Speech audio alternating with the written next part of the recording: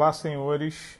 Vamos a mais uma aula de Física 1. Eu sou o professor Douglas e hoje eu vou falar sobre o capítulo 17, que são as forças em trajetória curvilínea, né?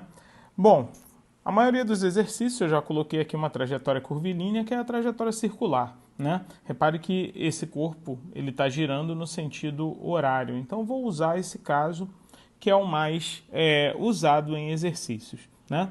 Repare que o corpo ele tem uma velocidade, a velocidade ela é vetorial, então ela é um vetor tangente à trajetória, certo? Ela vai formar sempre ângulo de 90, olha aqui, ó, ângulo de 90 graus, senhores, com o raio da trajetória, certo? Então, no caso, como o movimento é circular, ela vai formar ângulo de 90 com o raio da trajetória. O raio é a distância que vai do centro até um ponto da circunferência, ok? Está aqui o centro da circunferência que eu chamei de O, né?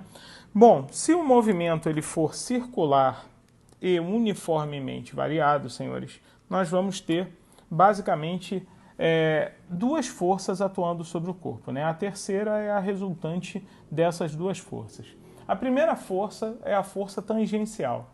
Reparem que a força tangencial ela é sempre tangente à trajetória e ela está no sentido da aceleração escalar, que é a aceleração tangencial, se vocês lembram lá do capítulo de movimento circular, ok? Então vamos supor que esse movimento ele seja um movimento circular uniformemente variável com aceleração positiva, então vai estar no mesmo sentido da força. Ah, Douglas, se a aceleração fosse negativa, escalar, estaria no sentido contrário. Lembrando que a força tangencial eu vou chamar de Ft, tá certo? Que é o que nós chamamos de força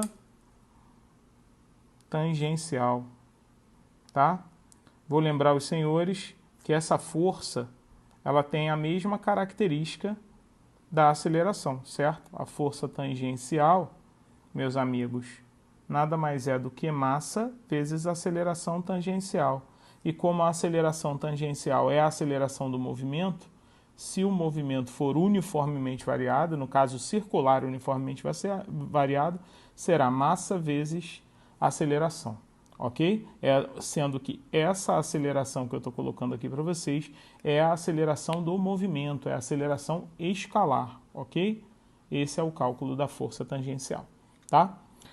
Nós temos uma outra força que é muito importante, que é a força centrípeta. Essa está sempre voltada para onde, senhores? Para o centro da trajetória, né? Assim como a aceleração centrípeta também está, certo? Então, a força chamada FCP é a conhecida de nós força centrípeta, ok? Senhores, e a força centrípeta, o que ela é? Para começar, sempre voltada para o centro da trajetória, tá? Importantíssima nesse tipo de trajetória curvilínea, né? Força centrípeta. E ela é calculada como toda força é, massa vezes aceleração. No caso, senhores, a força centrípeta será calculada como sendo massa vezes aceleração centrípeta. Mas como a aceleração centrípeta é v ao quadrado sobre r, então nós teremos mv ao quadrado sobre r, onde r, senhores, é o raio da minha trajetória. Eu vou colocar aqui o raio da trajetória para você saber que é a distância que vai do centro a qualquer ponto da circunferência, correto? Isso aqui é o que nós chamamos de raio. Como a trajetória é circular, é lógico que esse raio ele é um valor constante. Assim nós calculamos, senhores, a força centrípeta, muito importante na nossa vida, tá? Outra coisa também que é importante é que dessas duas forças, da força centrípeta e da força tangencial, nós vamos ter uma força resultante, que é dada a representação dela pela regra do paralelogramo, certo? Essa força resultante, amigos, ela vai estar nesse sentido aqui, ó. Reparem bem que a força resultante, ela vai ser dada pela diagonal do meu paralelogramo, tá? Essa força aqui, ó, que eu botei em cinza, é a força resultante, tá? e ela é calculada pelo Teorema de Pitágoras, ok? Vou até escrever aqui, ó, força resultante, né? E como é que a gente calcula ela? Pelo Teorema de Pitágoras, senhores, quadrado da hipotenusa, que é ela, a força resultante, tá?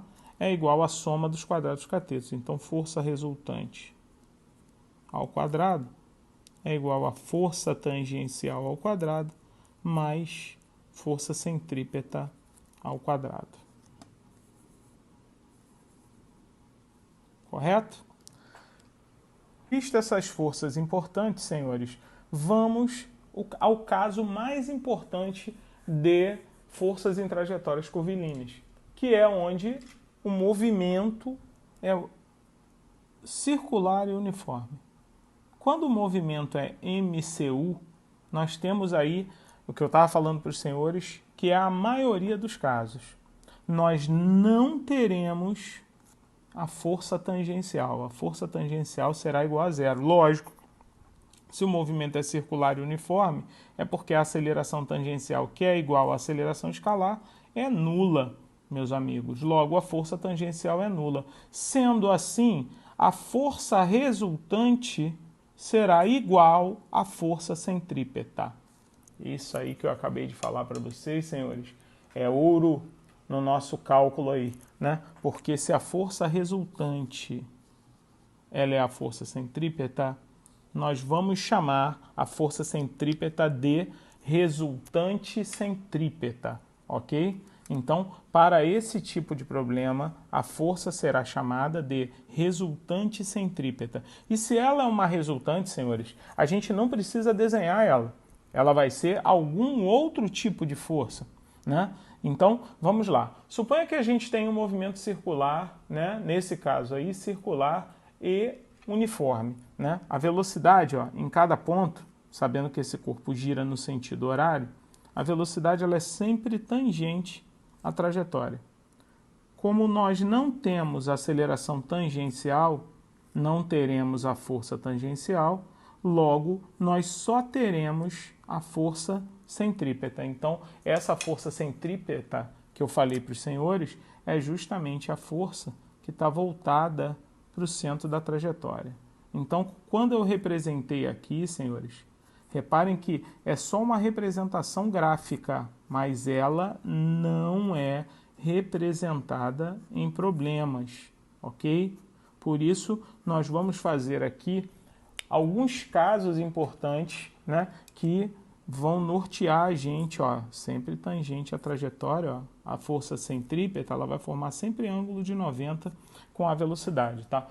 Esses casos que eu estou falando para vocês, eles vão sempre nortear os nossos estudos aí nessa parte de forças em trajetórias curvilíneas, ok? Lembrando que, na maioria dos casos, o movimento será circular e uniforme, ok? Vamos então agora para os nossos casos especiais, né? Os casos em que a gente tem mais comuns, né? São mais comuns assim problemas. Falar primeiramente da lombada, né? O que é a lombada? É o famoso quebra-mola, né? Então, suponha que você tenha três situações. Primeiro, o corpo no ponto A, isso sempre com a mesma velocidade, tá? Nós vamos considerar, nesses casos especiais, que o movimento ele seja circular e uniforme, ou seja, em todos os casos que eu vou fazer daqui para frente, eu vou considerar que o movimento seja um MCU, certo? Um movimento circular uniforme, tá certo? Então, no caso da lombada aqui, o movimento só vai ser circular em B e em C. Em A, o movimento é retilíneo. Quais são as forças que atuam nesse corpo? Basicamente, nós temos o peso, né? O peso que é sempre voltado para o centro da Terra, né? O famoso vertical e para baixo, né? O peso, nesse caso aí, para pequenas alturas, ele muda muito pouco. Então, a gente vai considerar que o peso ele seja constante, né? Outra força que está atuando nesse corpo aí, né, é a normal, né? É a força normal. A normal que é sempre perpendicular à superfície saindo do corpo, né? Reparem que a normal está sempre oposta ao apoio. O apoio está embaixo, então a normal está para cima, aqui formando um ângulo de 90. Aqui está o apoio embaixo, então a normal, ó, nesse caso, ela está para cima, voltada para o centro. E aqui, ó, a normal, também o apoio está embaixo, está empurrando o corpo para cima. É sempre assim. Ok? Eu vou chamar aqui normal de A, normal de B, normal de C, terão valores diferentes. Lembrando que a normal, senhores, nesses casos, é a sensação que eu tenho de aumento ou redução de peso no meu corpo, tá? Então, para o primeiro caso, para a primeira situação, eu já sei, como o movimento é retilíneo e ele não está afundando nem voando, né, nessa superfície, a normal e o peso são exatamente iguais. Então, no primeiro caso, a normal é igual ao peso, ok? Já no segundo caso, como eu tenho trajetória curvilínea, eu vou ter a resultante centrípeta. Então, como é o primeiro caso, eu vou bem lento para mostrar para vocês. A força centrípeta, nesse caso, como é mv² sobre r, eu vou considerar que a massa não muda, a velocidade seja constante, já que o movimento é circular e uniforme, e que, como a trajetória é circular, então o raio também é constante. Então, a força centrípeta, nesse caso, ela é constante, tá? Isso será igual a quem? Bom, vamos lá. No ponto mais baixo da trajetória, quem é que está voltado para o centro? É a normal. E quem é que está para fora do centro? É o peso. A força centrípeta será normal menos peso. E aí, olha que caso interessante. Se eu jogar o peso para cá somando, eu vou ter que a normal em B será força centrípeta mais peso. Com isso, senhores, eu tenho a sensação, aqui nesse caso, de aumento de peso, ou seja, é peso mais a força centrípeta, ok? Já no ponto C, amigos, nós teremos a força centrípeta também como força resultante, só que nesse caso, quem está voltado para o centro da trajetória é o peso, e quem está para fora é a normal. Então, nós teremos peso menos normal. Repare que o peso está para o centro e a normal está para fora. E aí, logicamente, a nossa normal em C jogou para lá positivo, força centrípeta negativa, então vai ser peso menos força centrípeta. E a sensação, nesse caso, é de redução do peso, ok? É bem simples, bem fácil, né? Reparem que aqui é peso mais força centrípeta e aqui é peso menos força centrípeta, ok? Aumento do peso, a sensação de aumento do peso e a sensação de redução do peso, ok? Vamos ao nosso segundo exemplo, né? Um caso importante, é a corda vertical, né? Com o corpo amarrado na ponta, né? Como se fosse uma marimba, né? Então vamos supor que você tem ali um corpo amarrado na ponta, né? Você tem dois pontos importantes aí nesse item, né? Você tem o ponto A, você tem o ponto B, certo? E nós vamos representar as forças que atuam nesse corpo, né? Nós temos um vetor ali, né? Que é a velocidade, lembrando que velocidade não é força, velocidade ela é o espaço que ele anda no tempo que ele gasta, então não é um vetor que está relacionado com a força. Qual é a primeira força que nós desenhamos no corpo? Nós desenhamos o peso, vertical e para baixo, né? Voltado sempre para o centro da Terra, né? Bom, nós temos o fio, logicamente teremos tração. Tração é sempre assim, ó, na direção do fio, para fora do corpo e junto ao corpo, certo? Lá em cima, ó, no ponto mais alto da trajetória, tá? Eu vou chamar de TA. Já aqui embaixo, no ponto mais baixo, na direção do fio para fora do corpo, junto ao corpo, vou chamar aqui de TB, ok? No ponto mais alto da trajetória, a gente pode escrever então o quê? Lá no ponto A. Senhores, o que nós podemos escrever? Podemos escrever que, como eu tenho duas forças voltadas para o centro, então TA mais peso é igual a força centrípeta, certo? Nesse caso, a tração será igual a força centrípeta mais peso, né? É lógico que no ponto mais alto da trajetória a gente tem que imaginar que nós temos que ter uma velocidade suficientemente com um valor, né, mínimo para que esse fio consiga ficar esticado, correto? Ou seja, se é força centrípeta, ou perdão, né? Eu coloquei aqui uma coisinha errada, não é mais peso, né, senhores? É menos peso, né? Então, o sinal aqui é negativo, né? Por isso, eu tenho que ter uma velocidade realmente suficientemente capaz de manter esse corpo nessa trajetória, né? Então, é força centrípeta menos peso. Já no ponto mais baixo da trajetória, no ponto B, o que nós podemos escrever? Que, no caso, como a tração é a força que está para o centro e o peso que está para fora, então é tração menos peso, né? É igual a força centrípeta. Nesse caso, a tração no ponto B é força centrípeta mais peso. Logicamente, no ponto B, há uma tendência maior do fio arrebentar, porque a tração ela é a máxima possível, ela é força centrípeta mais peso. Lá no ponto mais alto, nós temos uma tração mínima, já que é força centrípeta menos peso. Ok, senhores? Vamos ao nosso caso especial número 3, né? A curva horizontal com atrito, né? Eu coloquei ali o desenho em 3 dimensões. A gente sabe quais são as forças que atuam nesse corpo, né? Nós temos o peso, que é vertical e para baixo, né? Estamos vendo a curva nesse sentido, ó. Repara que eu desenhei a setinha, né? Nesse sentido. Nós temos a força normal, que é sempre perpendicular à superfície saindo dela. Nesse caso, como o plano é horizontal, a normal e o peso, né? Eles se anulam. Então, a gente sabe que esse corpo ele nem sobe nem desce, mas nós temos que ter uma força que mantém esse carro voltado ali, né? Logicamente, fazendo a curva, ela tem que estar voltada para o centro da trajetória. Essa força é a força de atrito dos pneus com o solo, né? No caso, são 4 forças. Eu estou representando uma só para facilitar o meu problema, até porque o carro, vamos supor que ele tenha 4 rodas, né? Ele não seja um caminhão, alguma coisa assim do tipo. Bom, agora nós vamos tirar algumas conclusões, né? De que a força que está voltada para o centro da trajetória é a FAT, logo ela é a força centrípeta, já que a trajetória é uma curva, né? Uma curva circular, ok? E, logicamente, a normal e o peso se anulam, logo eles são iguais. E como o peso é m vezes g, então a normal também é m vezes g, né? Fazendo as devidas trocas, né, nós temos que força centrípeta, né, é mv ao quadrado, senhores, sobre r, né? Então, eu já vou escrever aqui, ó, força centrípeta é mv2 sobre r, né? Onde m é a massa, v é a velocidade e r é o raio da trajetória.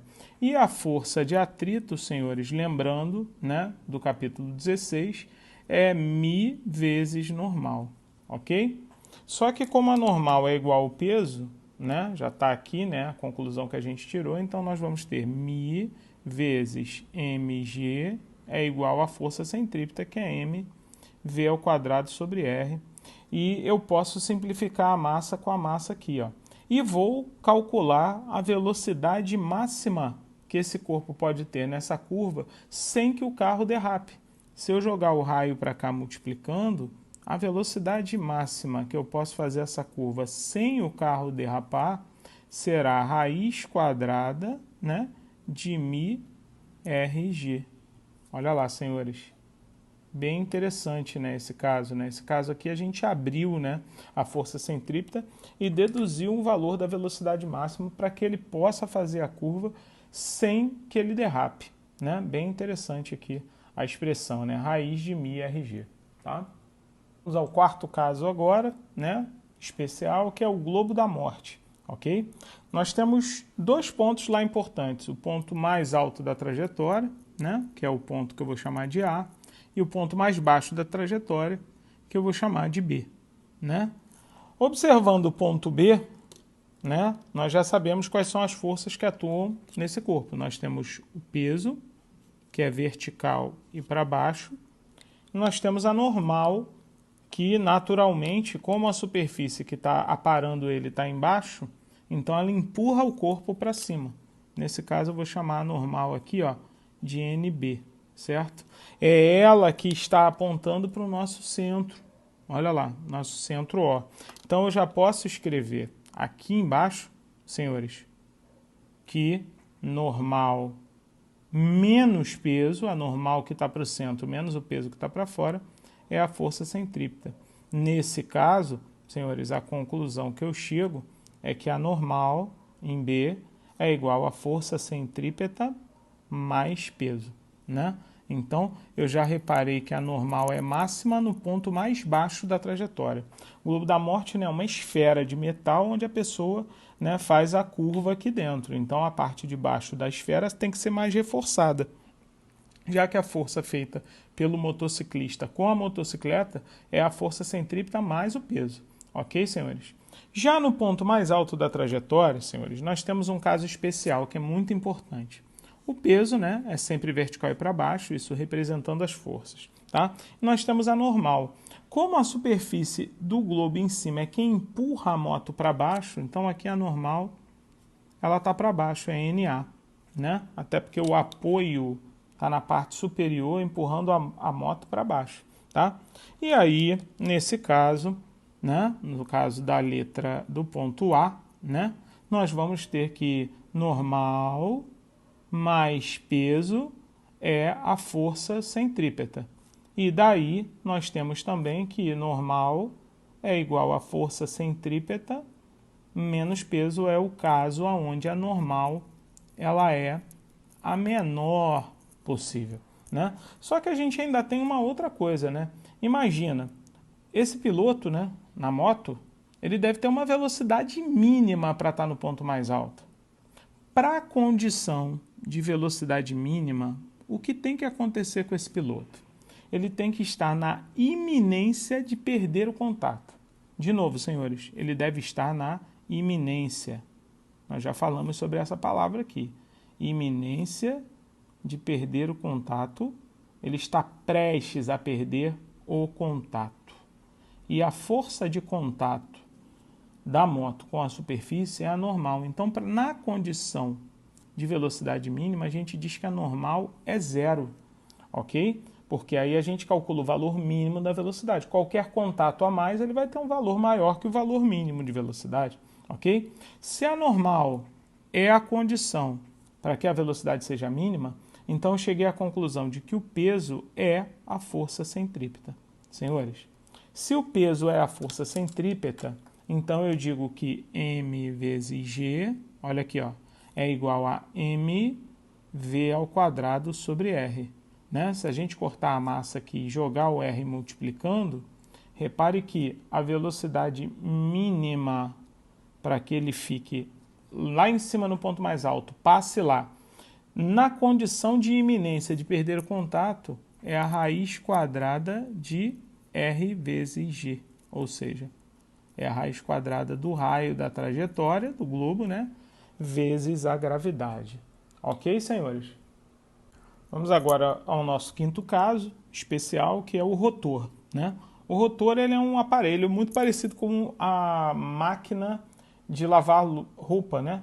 Na verdade, ela gira em torno de um eixo, né?